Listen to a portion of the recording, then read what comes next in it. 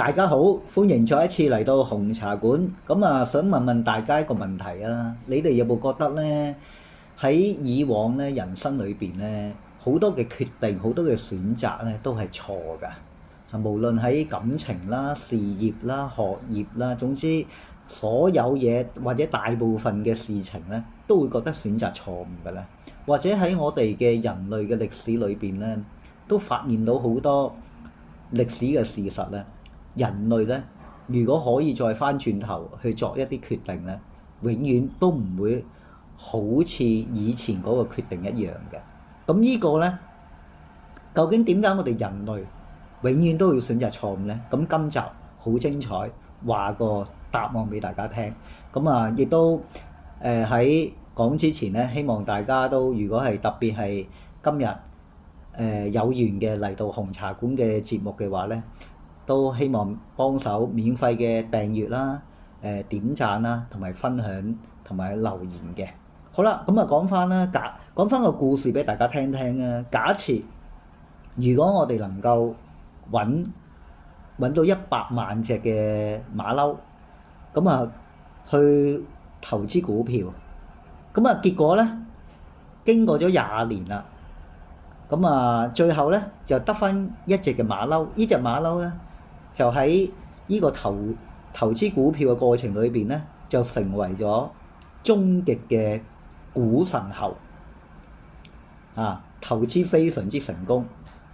好啦，大家諗一諗啊，當呢隻嘅股神猴能夠贏咗呢100萬隻嘅馬騮，成為咗股神，咁我哋會點樣去理解呢隻馬騮啊？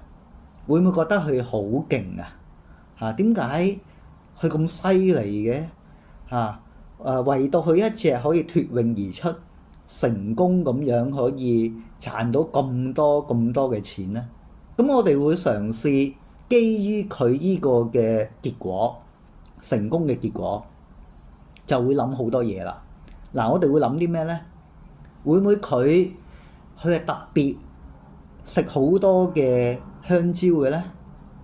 同埋有時見到佢咧，成日喺度諗嘢嘅喎。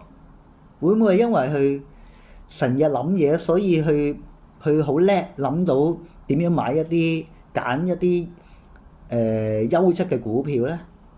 跟住又唔係喎，又見到佢有時喺呢20年嚟咧，成日行嚟行去嘅喎，條尾啊揈得好直嘅喎。會唔會係因為佢搖擺身體多咧，導致到佢買股票好成功咧？我哋會嘗試基於佢嘅成功，就會諗翻佢點解會成功，好多嘅可能性。我哋人類好得意嘅，永遠好擅長基於個結果去諗好多嘅原因。呢個例子咧，其實想講俾大家聽乜嘢咧？係咪覺得好好笑啊？當然馬騮大家都知啦，馬騮係唔識得投資股票嘅。我喺有一集都講過啦，其實嘗試俾啲馬騮亂咁去買股票咧，佢哋都會有機會成功嘅。即係等於將呢100萬隻馬騮去揾一隻經過20年後成功嘅投資，變咗呢個投資界嘅天王，其實係一啲都唔出奇嘅，係有咁嘅機率可以發生嘅。咁所以咧，呢個嘅現象咧，喺心理學上咧就叫做結果偏誤。呢個結果偏誤咧，就係我哋人類咧永遠淨係睇個結果，結果啱就以為佢做嘅嘢嘅過程就啱。咁當然事實上梗係唔正確啦。有時結果正確唔等於佢做嘅嘢係正確嘅。咁呢樣嘢真係好有趣嘅。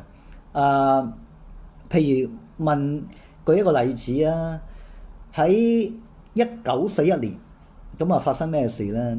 當年咧就日本咧偷襲珍珠港。好啦，想問問大家，當時咧美國咧有冇疏散到嗰個據點嘅一啲佢哋嘅人民咧？咁啊當然事實係冇啦，咁啊結果死咗好多人。好啦，咁而家再諗一諗啊，當時美國政府嘅決定正唔正確啊？咁而家睇翻就好明顯唔正確啦，因為人哋日本偷襲珍珠港，咁應該一早將嗰啲嘅市民應該要撤離啊嘛，係嘛？嗱，大家再細心去睇翻個歷史，當時咧其實如果喺當時嗰刻嚟諗咧，其實有好多嘅跡象咧，即係唔係一個壓倒性嘅一個結論嘅。究竟日本會唔會偷襲珍珠港咧？其實係唔肯定嘅，以當時軍方嗰個嘅資訊，佢哋嗰個分析咧，其實唔肯定嘅。咁當然而家我哋事後就覺得哇，已經咁肯定。嗱，呢個我哋事後孔明嚇，即係所謂嘅後見之明嘅。但係喺當時嚟講咧，其實就真係唔確定嘅。喺歷史上咧，好多時都係咁樣嘅。好多時我哋會將一啲嘅結果，知道嘅結果就推敲翻佢應該點，應該點。嗱，我哋嘅人生其實都係咁樣嘅。我哋有冇留意到啊？我哋而家回頭去望以往嘅時候咧，總會覺得我哋以往做嘅決定啊、選擇係錯嘅。點解會咁樣咧？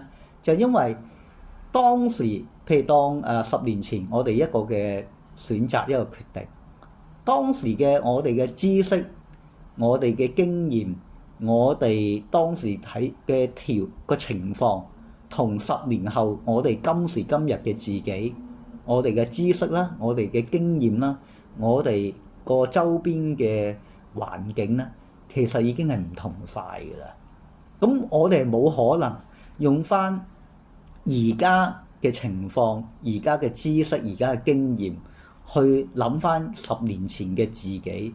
咁如果一咁諗嘅時候咧，咁好明顯咧，10年前嘅自己嘅所有嘅選擇決定梗係錯啦。因為我哋正常講10年後嘅自己點都好，應該都係叻過10年前嘅自己噶嘛。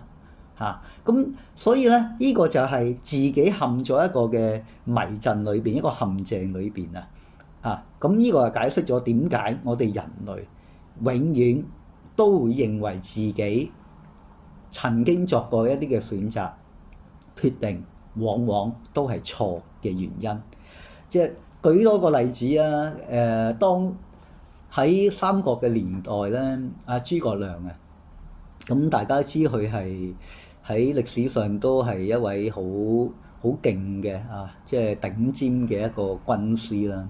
咁佢喺蜀國嘅時候咧，佢係做咗丞相啦。咁當時咧，其實三國就鼎立咗嘅魏蜀吳。咁蜀國其實咧就佢喺個據點裏邊咧，個位置咧，其實非常之安全嘅，進可攻退可守咁滯嘅。咁其實佢可以係長久咧安定喺蜀國嗰個地方。但係諸葛亮咧當時咧就選擇咗咧就六出祁山，就要攻打強國魏國，即係曹操。咁嗱而家啦，當然啦，我哋會覺得諸葛亮當時嘅做法啱唔啱啊？梗係錯啦，因為點解啊？因為最終去六出祁山去打呢個嘅魏國嘅時候咧，結果係慘敗嘅，即係應該係無功而回嘅，同埋最後都係喺個戰爭嘅過程裏邊，佢係病死咗嘅。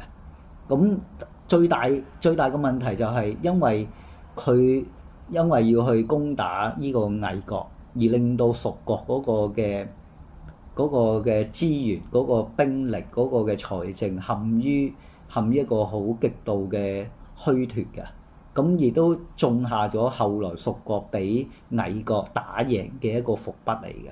咁嗱，而家我哋回頭望咧，就覺得諸葛亮嘅決定咧係錯嘅。但係大家去翻蜀國嘅年代，當時諸葛亮點解要決定去攻打魏國啊？因為第一，佢會相信佢自己嘅能力，同埋當時蜀國嘅兵力係足夠嘅嚇。咁當然佢嘅決定係當時係跟翻佢當時嗰個情況去決定，同埋佢因為佢係好想統一天下，因為佢唔想佢死咗之後咧都未完成到呢個嘅心願啊，咁啊變咗佢當時就作咗呢個決定咯嚇。咁但係當然結果就係輸咗啦，結果就即係唔成功。咁嗱，從呢個例子，我哋可唔可以話諸葛亮係一個渣嘅人咧？唔可以噶嘛。諸葛亮喺歷史上係被稱為一個甚至係一個神人嚟噶嘛。咁所以呢個係一個好好嘅例子，亦都係印證咗成敗不足以論英雄，就係咁解。所以從呢個結果偏誤呢個心理嘅陷阱裏邊咧，俾到我哋一個好大嘅啟發，就係話一個壞嘅結果並不必然等於係做咗一個壞嘅決定，倒翻轉亦都係。咁所以我哋唔需要對一啲事後睇嚟係錯誤嘅事情咧，就太多落井下石，亦都唔需要對嗰啲純粹係出於意外幸運而得到嘅成功咧，就太過嘅雀躍，太過錦上嘅添花。因為人生講過好多次啊，成功其實係需要好多好多嘅配合。